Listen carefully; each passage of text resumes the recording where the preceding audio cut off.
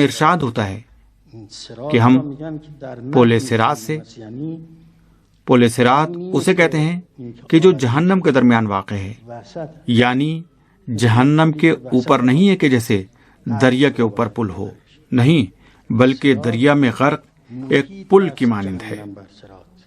دوزخ نے صراط کا احاطہ کر رکھا ہے اور آپ کو اس پر سے گزرنا ہے۔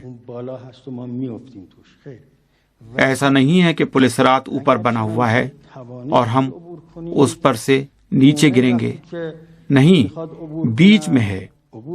اگر آپ اسے عبور کر لیں، اور جب اسے عبور مومن کرے گا اور اسے عبور کرنا بھی چاہیے، تو جہنم آواز دے گی کہ جلدی سے گزر جاؤ، میرے شعلے خاموش ہو رہے ہیں۔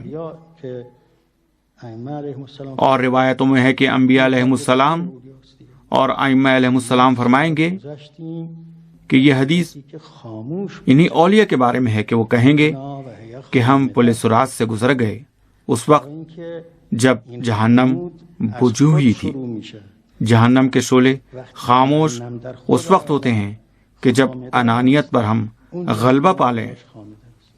جب انسان میں انانیت کی آگ بجھی ہوگی تو پھر اس کے لیے جہنم کی آگ بھی خاموش ہو جائے گی۔ جو شخص جہنم میں جائے گا وہ خود اس کی اپنی تیار کردہ ہوگی، حال سے زیادہ کسی چیز کا سامنا نہیں کرنا ہے، ہم نے خود ہی تیار کیا ہے۔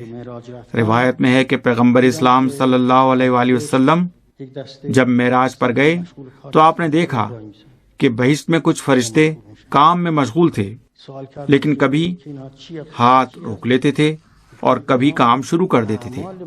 پیغمبر خدا صلی اللہ علیہ وآلہ وسلم نے جبرائیل سے پوچھا کہ یہ کیا ماجرا ہے؟ جبرائیل نے کہا کہ یہ لوگوں کے اعمال ہیں، جب کوئی بندہ نیک عمل انجام دیتا ہے تو یہ بھی کام میں مشغول ہو جاتے ہیں، اور جب بندہ عمل نیک سے رک جاتا ہے تو یہ بھی کام چھوڑ دیتے ہیں۔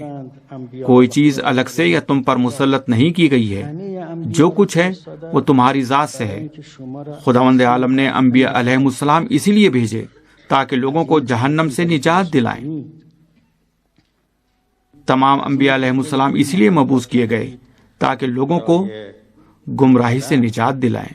البتہ انبیاء علیہ السلام کی ہدایت سے راہ مستقیم پانے والوں کی تعداد کم ہے، کیونکہ ہم لوگ انبیاء کی دعوت پر لبیک کہنے کی بجائے اپنی نفسانی خواہشات سے مغلوب ہو جاتے ہیں۔